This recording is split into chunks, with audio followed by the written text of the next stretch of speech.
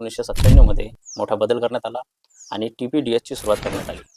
TPDS म्हणजे targeted public distribution system. याची सुरुवात 1997 मध्ये करण्यात आली. त्यानुसार देशभरातील लोकांना 2 गटामध्ये विभागण्यात आलं. या 2 गटामध्ये BPL बिलो पॉवर्टी लाईन आणि APL अबोव पॉवर्टी लाईन अशा प्रकारचे 2 गट बनवण्यात आले. आणि ही विभागणी फक्त यासाठी करण्यात आलेली होती की खरोखर जे गरजू लोक आहेत त्यांच्यापर्यंत स्वस्त धान्य पोहोचलं पाहिजे. आणि यानंतर महाराष्ट्रामध्ये 1999 नंतर ट्राय कलर रेशनिंग सिस्टम चालू करण्यात आलं. यामध्ये पिवळा कलर हा BPL धारकांसाठी म्हणजे गरीब लोकांसाठी, यानंतर केशरी कलर हा मध्यम वर्गांसाठी आणि पांढरा कलर हा श्रीमंत लोकांसाठी अशा प्रकारचे 3 कलरचे रेशन कार्ड महाराष्ट्रामध्ये चालू झाले. आणि अशा प्रकारचे 3 रंग आणण्यामागे हेतू होता की पात्र लोकांना सहज ओळखता यावं यासाठी. यानंतर देशाच्या इतर राज्यांमध्ये सुद्धा अशा प्रकारचे रंग वापरण्यात आले.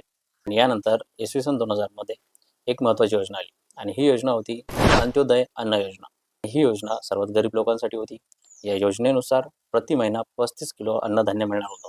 यामध्ये होते गरीब, विधवा, वृद्ध आणि अपंग यांचा समावेश यामध्ये होता. आणि यानंतर 2013 मध्ये नॅशनल फूड सिक्युरिटी ॲक्ट हा लागू करण्यात आला. आणि ह्या ॲक्टनुसार कोणती गोष्ट बदलली? या ॲक्टनुसार आता रेशन हा हक्क बनला होता.